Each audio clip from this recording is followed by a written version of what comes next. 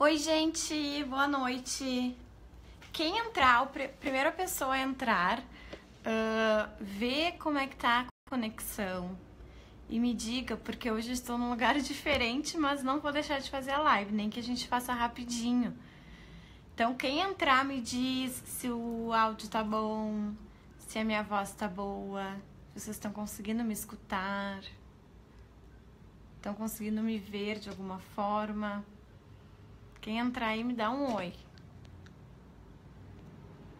Ainda não tô conseguindo ver ninguém. Só tem uma pessoa. Ah, tá. Então me escrevam. Escrevam pra eu ver se já tem gente aí. Deem um oi. Deem um oi. Compartilhem a live. Para mais pessoas se juntarem a gente. Oi, então tá, tô recebendo os comentários.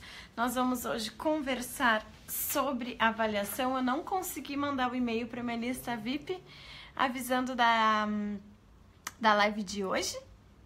Mas todo mundo sabe que na quinta-feira tem live, né? E eu vou procurar não deixar de fazer. Eu pretendo hoje que a gente converse... Oi, Rose! Oi, olá! Que bom! Ó, estão chegando as pessoas. O Facebook vai avisar. Hoje eu tô conseguindo só no Face, não tô no Instagram e não tô no YouTube. Então, hoje a nossa live principal é aqui no Facebook, pra gente conversar sobre a avaliação. E eu preparei, assim, algumas ideias pra gente pensar, porque eu pensei, é fim de ano. A gente tá fazendo aí parecer... boletim, menções, enfim, não sei como é que é na escola de vocês. Eu até escrevi ali no comentário, na publicação da live de hoje, como é a avaliação na escola de vocês. Vocês já podiam ir me respondendo. Como que é, se vocês são professoras, ou como que é a avaliação na escola do filho de vocês, me respondam. Também me respondam de onde vocês são. Acho que já tá no nosso horário. Quase 8 horas, né? Então, obrigada, sejam bem-vindos quem está aqui, muito bem-vindos. Nós conversamos na semana passada sobre... Gente, me deu um branco.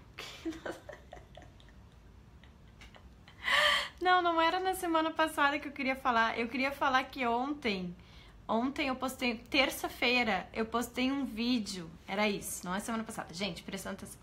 Oi, Cristiane. Terça-feira eu postei um vídeo sobre reunião de pais. E lá eu falei sobre uma ficha que eu uso. Uma ficha bem simples, vocês podem ter outros modelos, né?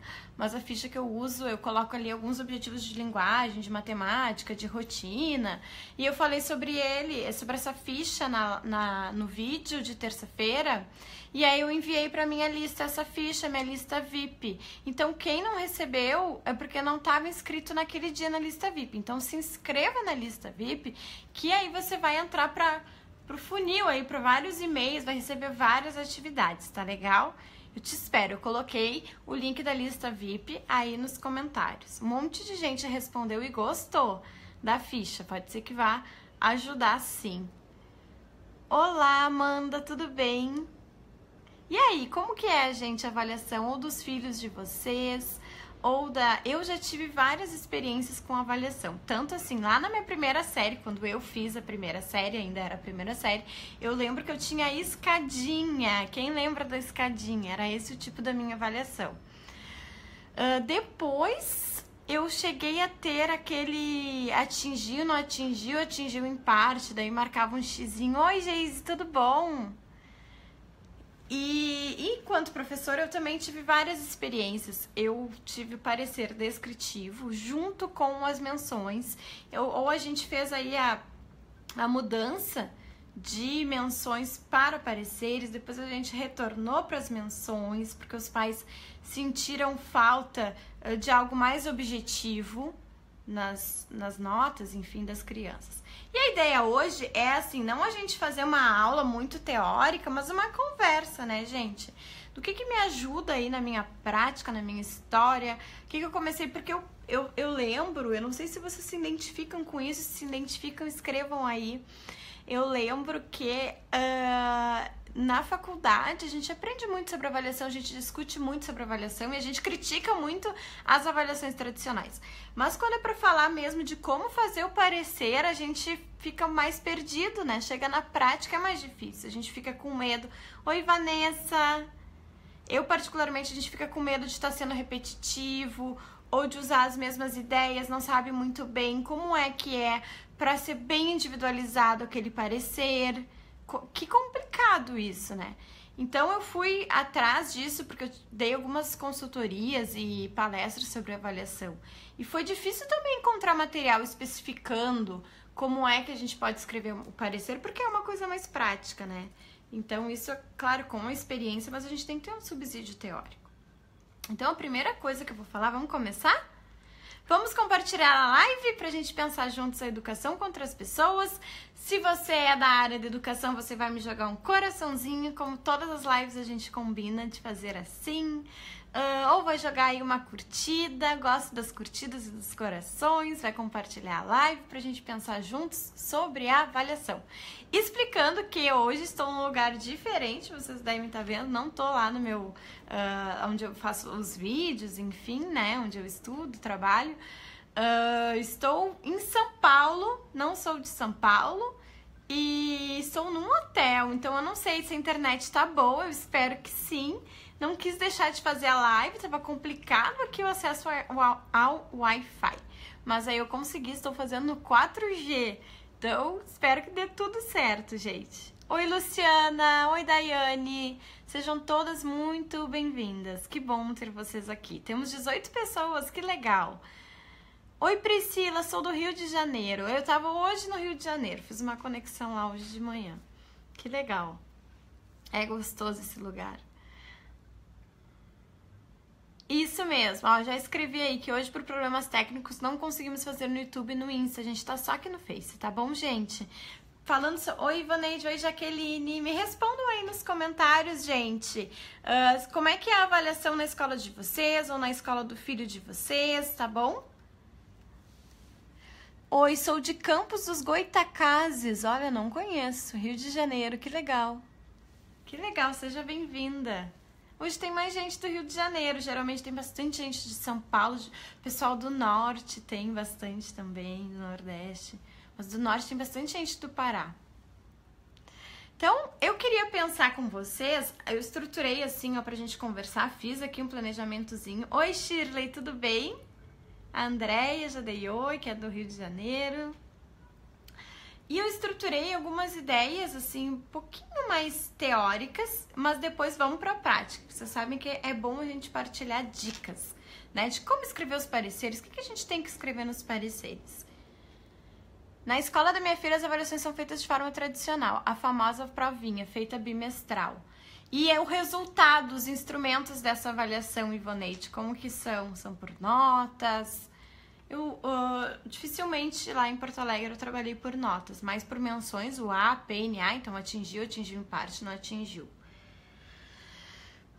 Bom, então o que a gente tem que fazer, gente, para fazer uma boa avaliação? O importante é a gente não confundir instrumento avaliativo com processo avaliativo. Uma coisa é a gente acompanhar notas, olha que legal. Claro que as notas é sempre legal se vier junto uma observação, ou se vocês conseguirem, se a escola faz uma reunião, né? Porque a nota pela nota, às vezes, o que é mais específico a gente não fica sabendo, né? Então é legal que quando seja entregue. A equipe pedagógica faz questão da avaliação das provas e mensagens. As avaliações são feitas diariamente. Diariamente! Perfeito, Priscila! É isso aí, a gente não pode confundir o resultado final, um instrumento que a gente faz para acompanhar, para testemunhar a avaliação, com o processo avaliativo. O processo avaliativo é todo dia, exatamente, com todos os trabalhos, com todas as tarefas, com todas as atividades orais também, para a gente ir registrando. Uma ideia é vocês usarem essa ficha que eu entreguei para vocês. Imprime frente e verso, deixa lá na mesa de vocês e vai usando sempre. Sou de Curitiba, entreguei as avaliações da minha turma. Fazemos relatórios descritivos e também com os critérios de aprendizagem de cada conteúdo. Muito bem, eu gosto assim dos dois tipos. Sabe por quê? Porque eu acho que eu acho primeiro que uma avaliação ela não tem como não ter alguma medida, algum padrão, né? Tem que ter até pra gente poder acompanhar o aluno com ele mesmo, né? Como que ele tava, como que ele tá. E é importante também o parecer, a gente detalhar, mas para que a gente vai usar esse parecer, pessoal? A partir dos nossos objetivos, o que a gente quis fazer, né? O que a gente estava planejando para fazer? E aí a gente pensa na avaliação, como é que a gente vai testemunhar isso? Então, tem que ter uma coerência aí entre o que a gente planejou, entre o que a gente realmente fez e entre a avaliação. O que eu fiz? E aí a gente vai estar avaliando o nosso trabalho também, não concordam? Avaliar o nosso trabalho, o que deu certo das nossas estratégias, o que eu fiz a mais, né? Se eu vi que a turma não estava acompanhando, a gente acompanha também o nosso trabalho e o trabalho de recursos, porque às vezes vem lá as coisas lá de cima, decretadas, a gente faz provinha disso, provinha daquilo, e aí todo o contexto da nossa sala de aula, a gente também tem que considerar isso, né?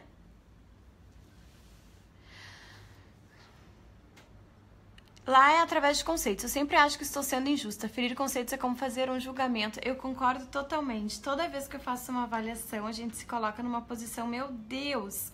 E quando a gente tem que reter alguma criança, também a gente fica. Por isso que é muito importante, gente, ter os registros do ano inteiro, compartilhar com as paralelas, compartilhar com a coordenadora, olhar o histórico da criança dos outros anos, registrar o que vocês fizeram de intervenção com ela em ata. Esse vídeo tá bem explicadinho e domingo vai sair mais um vídeo sobre pareceres descritivos, tá? Que eu vou dar dicas mais específicas para os pareceres, mas são 2 vídeos sobre avaliação, mais a live, pra gente poder... para eu tentar ajudar vocês. Claro que cada escola tem uma particularidade, mas a gente não pode esquecer disso. O que foi feito? Né? O que foi pensado? O que foi feito? Aí eu vou avaliar.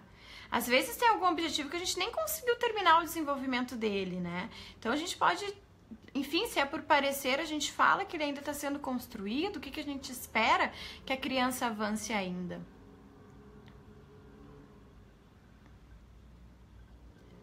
Sou coordenadora e foco nas provas contextualizadas. Muitas professoras têm dificuldade em fazê-las. A questão das provas, trabalhos avaliativos, eu não sou contra. Trabalhei em escolas com propostas bem inovadoras e mesmo assim a gente tinha o momento do escondidinho, que a gente pode chamar quando as crianças são menores. Ó, gente, hoje é o nosso trabalho escondidinho.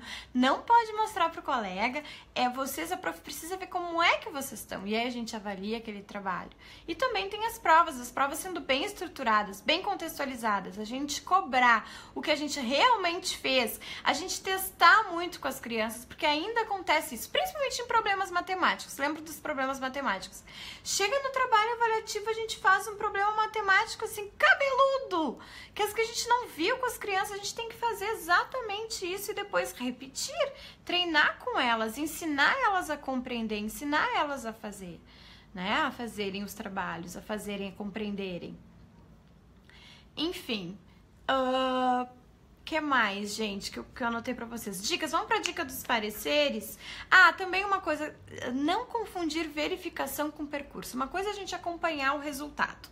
Outra coisa é a gente acompanhar o processo. E isso é importante. Como ele chegou no final?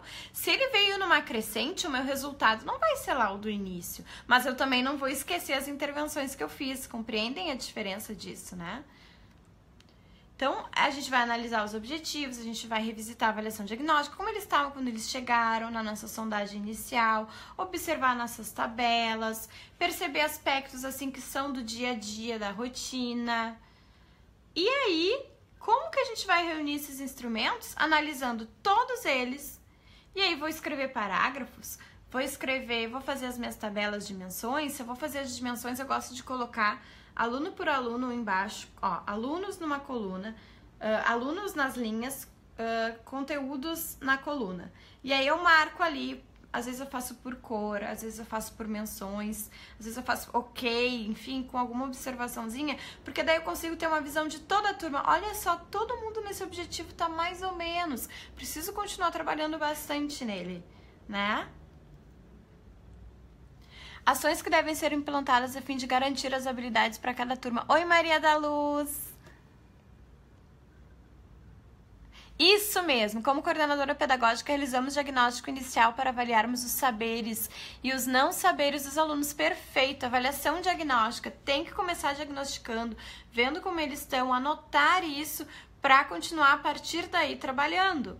E aí, gente, vem aquela questão, Clarissa, como é que eu trabalho com cada um? Aquela velha história dos ritmos da intervenção individual.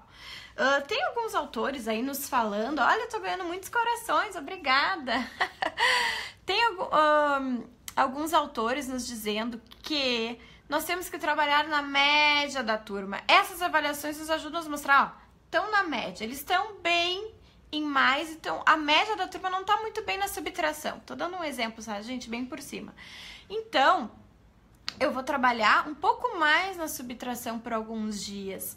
E quem tá super bem na subtração, em alguns momentos ele vai ajudar quem não está bem. Entendem? Isso é fazer intervenção. Nas atividades coletivas, fazer intervenções diferenciadas. Em alguns momentos, talvez 2 vezes por semana, trabalhem em grupos, mas não se preocupem todos os dias contemplar a todos, não tem como. O nosso olhar que pode ser diferenciado, né? 5 alunos num dia, 5 no outro, 5 no outro, colocar mais perto da gente aqueles que têm dificuldade, combinar com esses que têm dificuldade, que o ritmo pode ser diferente. Então, assim, se eu coloquei lá 3 exercícios no quadro, né, ou uma folhinha com 3 exercícios, eu vou combinar com a minha criança que tem alguma dificuldade a mais, eu vou dizer pra ela, olha, tu vai fazer o primeiro e vai me mostrar. Tem um vídeo sobre TDAH que eu falo bem específico sobre isso. Faz o primeiro e me mostra, a gente quer que ele consiga fazer pra gente reforçar a autoestima também dessa criança. Porque imagina, nunca ele consegue copiar. Então, nesse dia, tu vai copiar vai fazer um bem feito e vai me mostrar. Se der tudo certo, tu faz o 2. Pra não ali forçar já de início a memória e a atenção. Esse aqui que tu tem que te preocupar, não te preocupa com os outros 2. E aí, gradativamente, a gente vai aumentando. E aí, gente, o que a gente tem que cuidar nos pareceres descritivos, acho que algumas coisas que a gente tem que considerar leitores. Para quem eu estou escrevendo o parecer? Se é para os pais, a gente tem que cuidar nossa linguagem. Como é que a gente vai escrever?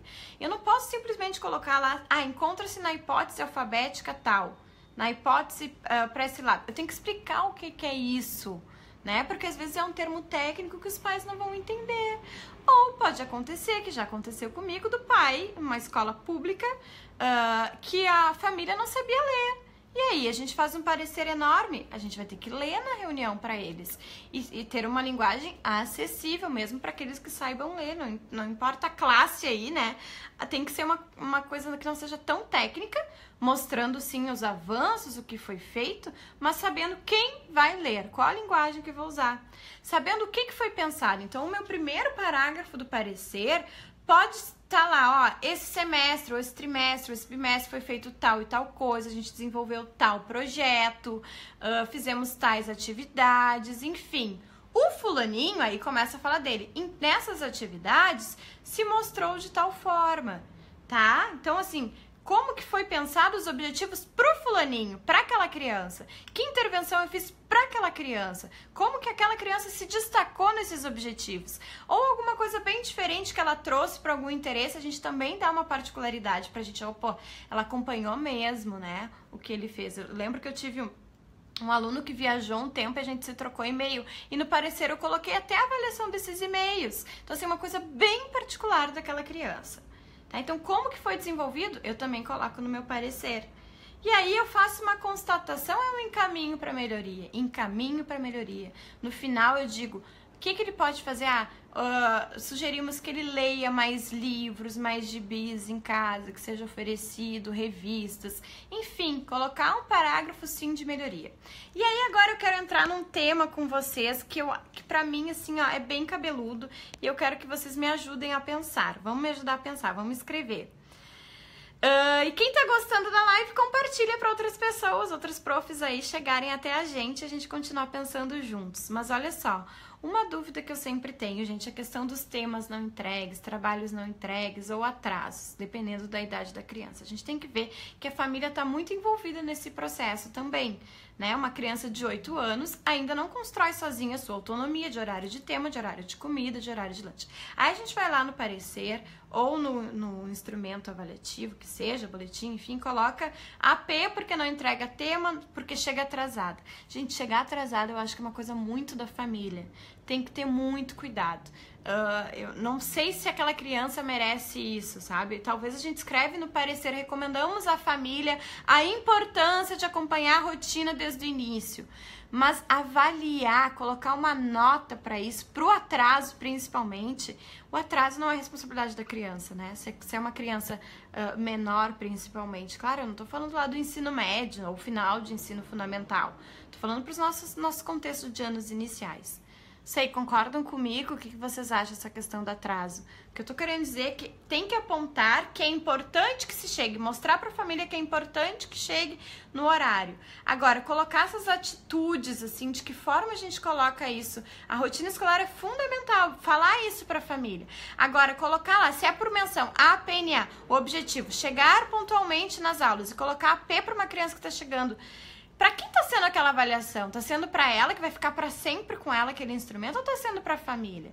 Tá sendo pra família também, mas naquele momento eu tô falando dela, né? Chegar, que a criança chegue pontualmente, não sei. Ai, que bom que vocês concordam, que bom. Porque isso é tão complicado da gente fazer essa avaliação, porque tem que ter, é super importante. Mas eu acho que assim, colocar a família na responsabilidade dela, a família também na responsabilidade de ajudar nos temas. Essa questão dos temas, eu sou amiga pedagógica, então eu ajudo muitas crianças a fazerem os temas. E aí, isso faz parte da avaliação, né? Estamos indo para um outro assunto. Podemos fazer uma live só sobre tema. O que vocês acham? Que a gente coloque, por exemplo, gente... Me perdi. Me perdi porque eu li uma coisa muito legal aqui. Olha só. O pior de tudo é a professora apontar o aluno e o expor em sala, como se a culpa fosse dele. Exatamente isso que eu estava falando. Exatamente isso que eu estava falando. E a questão do tema, que a gente tem que ensinar eles a construir a rotina, sim. O que a gente tem que fazer como professora, aí eu vou falar para as famílias e para as professoras. Como professora, é a gente saber o que a gente está mandando. É uma coisa que eles conseguem fazer com autonomia, que foi trabalhado bem em sala, que foi bem explicado, é uma coisa totalmente nova. Aí, claro que a criança vai pedir ajuda dos pais, né? E para as famílias, o que eu indico é que fiquem, mas não fiquem juntos, né? Quanto menor, fica mais junto, depois vai se distanciando. Mas pode ficar no momento lendo uma revista, fazendo o seu trabalho, lendo seus e-mails e tentando. Não, tenta aí fazer, depois tu mostra pra mãe. Eu preferia, sempre disse pros meus pais e nos atendimentos individuais eu digo ainda pros pais que... deixem a criança, não precisa corrigir tudo, não precisa corrigir. Eu acho assim, eu como professora, eu gosto de ver bem como que eles estão fazendo aquela atividade quando não estão na minha presença. Tá bom, gente? Falei bastante, olha só. Falei bastante já. Então, o que considerar? Vamos retomar as minhas dicas? O que considerar na avaliação? Quem vai ler a minha avaliação? Quem é o meu leitor? E fazer uma linguagem apropriada para isso. Quais os objetivos que foram trabalhados, quais os conteúdos, quais os projetos, fazer um parágrafo sobre esses projetos. E aí, como que o meu aluno me preocupa ou se destaca nesses objetivos? Pode ser o meu terceiro parágrafo, né? E a reflexão de tudo isso, como é que eu fiz uma intervenção para as suas dificuldades ou como é que eu observei as suas melhorias de um trimestre para o outro. Essa é uma boa oportunidade. E eu não vejo problema nenhum, e vou ser bem sincera, porque eu já fiz isso, de algumas vezes a gente repetir sim o que a gente já escreveu para o outro. É impossível, me desculpem, mas eu acho impossível escrever 30 pareceres totalmente diferentes. A parte do que foi trabalhado vai ser igual, porque a turma é a mesma, do que foi trabalhado de objetivos, de projetos. Agora, as especificidades também vão entrar. Óbvio que vão entrar, mas tem coisas que são coletivas que a gente vai sim repetir num parecer. Não tem problema isso, tá, gente? Só temos que ter cuidado, cuidado. Uma outra ideia é as crianças também fazerem uma autoavaliação, escreverem de alguma forma bem dinâmica. E se vocês tiverem ideias para autoavaliação que sejam legais, porque às vezes eles querem responder o que a professora quer ouvir, né? Mas ideias bacanas de autoavaliação, assim, vamos deixar essa dica aí para os outros, vamos escrever. Uma coisa que eu já fiz é eles anotarem exatamente assim, como eu me senti nas aulas, tentar mudar as perguntas, não assim, como eu escrevi textos, às vezes é mais complexo, mas assim, como eu me senti nas aulas, o que eu aprendi, o que eu não consegui aprender muito bem ainda. Isso é uma forma de avaliação, uma avaliação mais simplificada na linguagem deles. Tá bom, acho que eu falei, né? Falei bastante. Deixa eu ouvir vocês agora. Falamos sobre como escrever os pareceres, falamos de ter coerência entre o que a gente faz, o que a gente pensou em fazer e o nosso resultado. Olha só que importante. E falei da importância, sim, da gente ter momentos individuais. Não tem problema, gente, tá? Eu acho que é um momento de sistematização. A gente faz tanto trabalho em grupo, tantas dinâmicas, mas em alguns momentos a gente quer avaliar aquela criança. Não quer dizer que essa avaliação vai ser sempre uma prova escrita. Ela pode ser oral, ela pode ser em forma de um ditado estourado, que tem um balãozinho, pega a letra e ela tem que ler a palavra.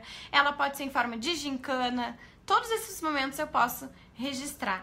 Adriana, não tem problema que você chegou agora. Eu vou terminar a live e aí você vê ela desde o início, tá bom? E, gente, aproveitem e deixem aí vários comentários pra gente se ajudar, as ideias de vocês. Volta e meia vocês dão ideias bem legais, tá? Sobre avaliação, sobre autoavaliação, como é que a gente pode explorar isso com as crianças. Que bom que a gente conseguiu conversar sobre aquela questão do atraso ali, de concordar ou não.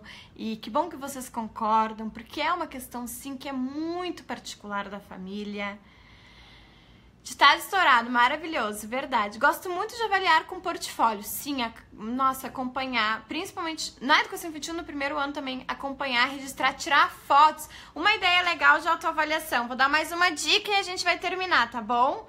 Olha só, pra não ficar muito tempo pra depois quando vocês verem gravadas.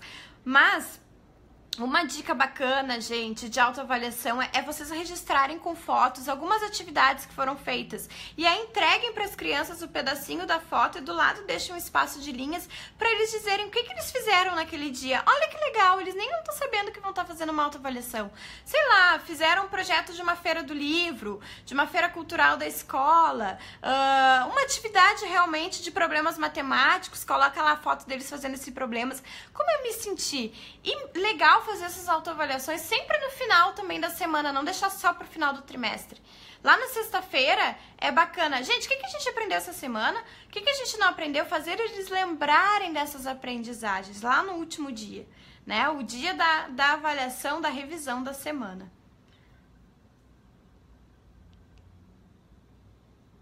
Priscila, gostei, mas acho que poderíamos nos aprofundar. A gente pode, de repente, Priscila, que esse tema é bem complexo, né? E aqui é pouco tempo.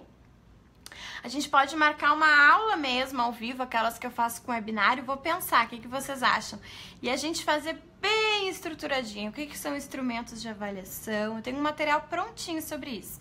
A gente pode fazer. Aí eu aviso vocês. Na semana que vem, já deixo, agendem-se, não esqueçam, nós vamos ter uma live compartilhada. Eu vou fazer uma entrevista com a doutora Renata Sperrack, professora doutora, tem doutorado na parte de avaliação de alfabetização e é professora da URGS na pedagogia, das cadeiras das disciplinas de linguagem, ela é muito boa. E a Renata, então, já separa as perguntas, porque ela vai falar com a gente sobre os níveis de escrita, gente, sobre intervenções para alfabetização, tá bom? Então, quinta-feira que vem nos encontramos comigo e com a Renata Sperrack junto, tá? Vamos falar sobre alfabetização. Explorem a Renata, entrem para fazer perguntas. Eu vou explorar porque ela é muito boa. Podem confiar que ela é boa. Tássia disse assim, é bom a revisão, mas o difícil é o tempo, o cronograma, os projetos. São tantas coisas. Verdade, concordo plenamente contigo. O que dá pra fazer é na sexta-feira, naquele final de manhã ou de tarde, que eles já estão assim, ó. Faz isso. Deixa 10 minutinhos reservado pra isso. Não tem problema. Tá? E muitas vezes, gente, o que dá pra fazer também é trabalhar em grupos. Nos alivia as correções e faz as crianças... É muito bom. As crianças têm um objetivo ali pra compartilhar, pra pensar juntos.